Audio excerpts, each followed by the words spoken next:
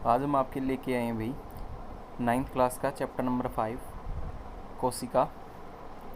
चलिए भाई देखते हैं जीवन की मूलभूत संरचना क्या है। कोशिका तक अंग प्रणाली। तो क्या भाई जीवन की मूलभूत संरचना हमारी कोशिका है। नेक्स्ट देखिए क्या है। कोशिका का सबसे पहला पता किसने लगाया था? Robert Brown, Robert Hooke, J E Purkinje, इनमें से कोई नहीं। तो किसने लगाया था भाई? रॉबर्ट हुक ने लगाया था। किसमें? कॉर्क में। प्याज की झिल्ली की कोशिकाएं कैसी होती हैं? अलग अलग, एक समान, कैक है दोनों, इनमें से कोई नहीं। तो क्या होती हैं भी? एक समान होती हैं। प्याज की झिल्ली की कोशिकाएं होती हैं वो एक समान होती हैं।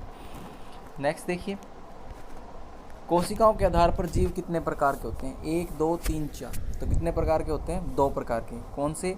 एक कोशिकीय, बहुकोशिकीय। कोशिका के आधार पर जीव कौन कौन से प्रकार के होते हैं? एक कोशिकीय, बहुकोशिकीय, कैक है दोनों, इनमें से कौन नहीं। ये तो अभी बताया था आपको क्या होते हैं भी, दोनों होंगे, एक कोशिकीय भी और बहुकोशिकीय भी। एक कोशिकीय जीव कौन कौन से होते हैं? अमीबा, पैरामीशियम, बैक्टीरिया, उपरोक्त सभी। तो क्या होंगे? उपरोक्त सभी होंगे हमारे इसके। जो बहुकोशिकीय जीव कौन से हैं? कवक, पादप, जंतु, उपरोक्त सभी। तो क्या होंगे? इसका भी उपरोक्त सभी होगा भाई। किस वैज्ञानिक ने कोशिका में केंद्रक का पता लगाया था? Robert Hooke, Robert Brown, Leeuwenhoek, T Schwann. तो किसने लगाया था भी? रॉबर्ट ब्राउन ने। रॉबर्ट हुक ने क्या किया था? कोशिका का पता लगाया था, लेकिन केंद्रक का पता किसने लगाया था? हमारा रॉबर्ट ब्राउन ने लगाया था।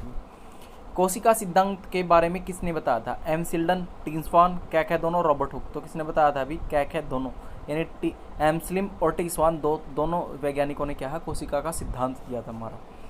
मानव शरीर की कोशिकाएं कैसी होती हैं? अलग अलग, एक ही प्रकार। इसका तो राइट ऑप्शन पहले ही बता दिया हमने। क्या होती हैं भी? अलग अलग होती हैं। जैसे तंत्रिका तंत्र अलग होती है हमारी, और क्या होती हैं भी? अलग अलग सारी कोशिकाएं होती हैं हमारी। नेक्स्ट देखिए हमारा, निम्न में से कौन सी मानव शरीर की कोशिका है? रुधिर कोशिका, तंत्रिका कोशिका, अस्थि कोशिका, उपरोक्त सभी। तो क्या है भाई? हमारी उपरोक्त सभी ही क्या है? हमारी क्या शरीर की कोशिकाएं हैं। एक कोशिका अमीबा में कोशिका कैसी होती है? आकार बदलती है, आकार नहीं बदलती, कैक है दोनों, रंग बदलती है। तो क्या होती है भाई? वो अपना आकार बदलती है। आकार क्यों बदलती है भाई कोशिका? इसकी भोजन को ग्रहण करने के लिए। तंत्रिका कोशिका का आकार कैसा होता है? स्थिर, अस्थिर, कैक है दोनों, इनमें से कोई नहीं। तो क्या होता है भाई? हमारा शिथिल आकार होता है तंत्रिका कोशिका का। श्रम विभाजन किन जीवों में होता है? बहुकोशिकीय जीवों में, एक कोशिकीय जीवों में, कैक है दोनों, इनमें से कोई नहीं। तो किस में होता है भाई? बहुकोशिकीय जीवों में। श्रम विभाजन का मतलब क्या होता है भाई? एक जीव में क्या होता है? ये अलग अलग कार्य करने के लिए अलग अलग कोशिकाएं को जिम्मेवारी दी जाती है, तो उसको हम क्या कहते हैं? श्रम विभाजन। जैसे हमारी किसी फैक्ट्री में है तो ये क्या हो जाता है भाई? ये व्यक्ति ये काम करेगा, ये व्यक्ति ये काम करेगा, तो उसको क्या बोलते हैं हम? श्रम विभाजन। तो हमारा शरीर भी उसी तरीके से काम करता है। नेक्स्ट देखिए भाई, कोशिका किसे कहते हैं? सजीवों की मूलभूत संरचना इकाई को, सजीवों की मूलभूत क्रियात्मक इकाई को, कैक है दोनों, इनमें से कोई नहीं। तो क्या होगा? कैक है दोनों। कोशिका क्या होती है? सजीवों की मूलभूत संरचनात्मक और क्रियात्मक इकाई होती है। कोशिका की प्रॉपर डेफिनेशन क्या होगी? सजीवों की मूलभूत संरचनात्मक और क्रियात्मक इकाई को क्या कहते हैं? कोशिका कहते हैं। प्रत्येक कोशिका में कौन से गुण दिखाई देते हैं? प्लाज्मा झिल्ली, केंद्रक, कोशिका द्रव्य, उपरोक्त सभी। तो क्या होते हैं? कोशिका के अंदर तीनों के तीनों गुणधर्म होते हैं भी हमारे। उपरोक्त सभी हो जाएगा इसका।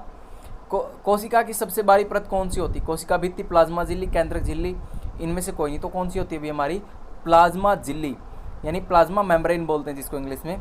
तो वो क्या होती है? इसकी सबसे बाहरी परत होती है। क्या करती है ये?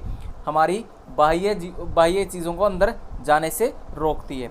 कोशिका झिल्ली और प्लाज्मा झिल्ली किस प्रकार की झिल्लियाँ हैं? वर्ण पारगम्य झिल्ली, पारगम्य झिल्ली, अर्ध पारगम्य झिल्ली, गैर पारगम्य झिल्ली। तो क्या है भाई? वो वर्णात्मक पारगम्य झिल्ली। वर्णात्मक पारगम्य झिल्ली का मतलब क्या है?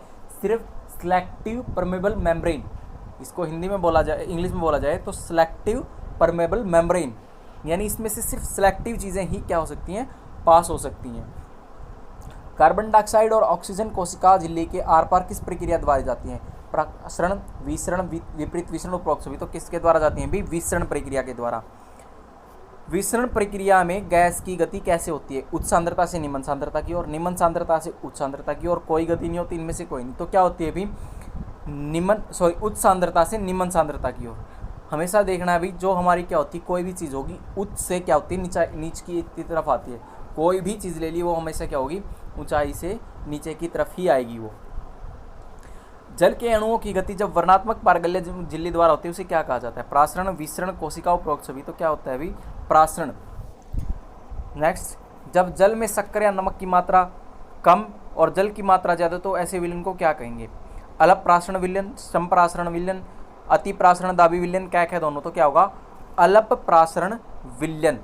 क्या होगा भाई? अल्प प्रासरण विलयन। जब कोशिका में जल की सांद्रता बाह्य जल की सांद्रता के ठीक बराबर हो तो विलयन को क्या कहते हैं? अति प्रसारण विलयन, अल्प प्रसारी विलयन, समप्रसारी विलयन, इनमें से कोई नहीं। देखिए जब भी चीज़ बराबर की आती है तो उसका मतलब क्या होता है? समान। तो इसका भी क्या होगा? समप्रासरी विलयन। समान से याद रखिए, इसका नाम से ही पता लग रहा है समप्रासरी यानी समान। तो समान का मतलब क्या? बराबर होंगी। यदि कोशिका के बाहर वाला विलयन अंदर के गोल से अधिक सांद्र है तो ऐसे विलयन को क्या कहेंगे? अति प्रसारण, अल्प प्रसारण, संप्रसारण, और इनमें से कोई नहीं। देखिए अधिक है तो अधिक का मतलब क्या होता है? अति। तो क्या होगा इसका? अति प्रसारण। कम का मतलब अल्प होता है। अगर कोशिका को अल्प प्रसारण दाबी विलयन में रखते हैं तो कोशिका पर क्या प्रभाव पड़ेगा? कोशिका फूलने लगती है, कोशिका सिकुड़ जाएगी, इस पर कोई प्रभाव नहीं पड़ेगा, इनमें से कोई नहीं। तो क्या होगी भाई? कोशिका हमारी फूलने लगेगी। क्यों फूलने लगेगी? देखिए अल्प प्रसारण दाबी में है तो उसमें क्या होगा? कोशिका के अंदर से हमारा जो विलयन है उसके अंदर चला जाना स्टार्ट हो जाएगा। अल्प प्रसारण दाबी विलयन में कोशिका के फूलने का कारण है जल का कोशिका के अंदर आना, जल का कोशिका के बाहर आना, पदार्थ का कोशिका के अंदर जाना, इनमें से कोई नहीं। तो क्या होगा? जल क्या हो जाता है? कोशिका के अंदर जाना स्टार्ट हो जाता है अल्प प्रसारण दाबी में। अल्प प्रसारण दाबी विलयन में कोशिका को सिकुड़ने का क्या कारण है? जल का कोशिका के अंदर जाना, जल का कोशिका के बाहर जाना, पदार्थ का कोशिका के अंदर जाना। इसमें क्या होगा भाई? उसका उल्टा, यानी उसमें क्या हो रहा था? अंदर जा रहा था, इसमें क्या होगा? बाहर आएगा पानी। तो क्या हो जाएगा? कोशिका अपने आप सिकुड़ना स्टार्ट हो जाएगी। सूखी किशमिश को जलने पर क्या हो रखने पर क्या होगा? किशमिश फूल जाएगी, किशमिश सिकुड़ जाएगी, एक जैसी रहेगी, इनमें से कोई नहीं। तो क्या होगी भाई? किशमिश फूल जाएगी। जैसे हम बादाम है या कोई और चीज़ पानी के अंदर रखते हैं, चने हैं उनको पानी के अंदर रखते हैं तो वो क्या है? एक 10 घंटे या 8 घंटे बाद वो क्या हो जाते हैं? फूल जाते हैं। क्या होता है? वो किसकी वजह से होता है? जल क्या होता है उसके अंदर, उसकी कोशिका के अंदर चला जाता है, इस वजह से वो क्या जाता है? फूल जाता है। प्लाज्मा झिल्ली कार्बनिक अणुओं से बनी होती है। लिपिड, प्रोटीन, वसा, कैक है दोनों। तो किससे बनी होती है भी? हमारी कैक है दोनों। लिपिड से भी और प्रोटीन से भी, दोनों से बनी होती है। एक कोशिकीय जीव किस प्रक्रिया द्वारा तथा अन्य पदार्थ ग्रहण करते हैं? एक्सोसाइटिस, एंडोसाइटिस, कैक है दोनों, इनमें से कोई। तो किसके द्वारा करते हैं भी? हमारे पौधे भोजन ग्रहण, एक एंडोसाइटिस्ट। नेक्स्ट देखिए, कोशिका भित्ति किसमें होती है? पादप कोशिका में, जंतु कोशिका में, कैक है दोनों, इनमें से कोई नहीं। तो किसमें होती है भी? कोशिका, ये जो हमारी कोशिका भित्ति है सिर्फ किसमें पाई जाती है? पादप कोशिका में, यानी पेड़ पौधों में हमारी क्या होती है? ये पाई जाती है। पादप कोशिका भित्ति किन अणुओं की बनी होती है? सेलुलोज, वसा, प्रोटीन, लिपिड। तो किसकी बनी होती है? सेलुलोज की। किस पादप कोशिका में प्रासरण द्वारा पानी की हानि होने से कोशिका झिल्ली सहित आंतरिक पदार्थ संकुचित हो जाते हैं? इस घटना को क्या कहा जाता है? प्रासरण, विसंचन, जीव द्रव्य कुंचन, इनमें से कोई नहीं। तो उसको क्या बोला जाता है भी? जीव द्रव्य कुंचन। नेक्स्ट, पादपों का हरा रंग किसके कारण होता है? क्लोरोफिल, क्लोरोप्लास्ट, कैक है दोनों, इनमें से कोई नहीं। तो क्या होता है भी इसका? क्लोरोफिल। नेक्स्ट देखिए, कोशिका के रंगने के लिए आयोडीन विलयन के अतिरिक्त कौन सा विलयन उपयोग कर सकते हैं? Methylene blue, saffron, methylene red, कैक है दोनों। तो क्या होगा? कैक है दोनों, यानी मैथिलीन ब्लू और सैफरनिन दोनों ही क्या यूज किया जा सकते हैं? कोशिका को रंगने के लिए यूज किए जा सकते हैं भी हमारे। केंद्रक के चारों ओर दोहरी परत का एक स्तर होता है, उसे क्या कहा जाता है? कोशिका भित्ति, कोशिका झिल्ली, केंद्रक झिल्ली, इनमें से कोई नहीं। तो इसको क्या कहा जाता है भाई? केंद्रक झिल्ली कहा जाता है हमारी।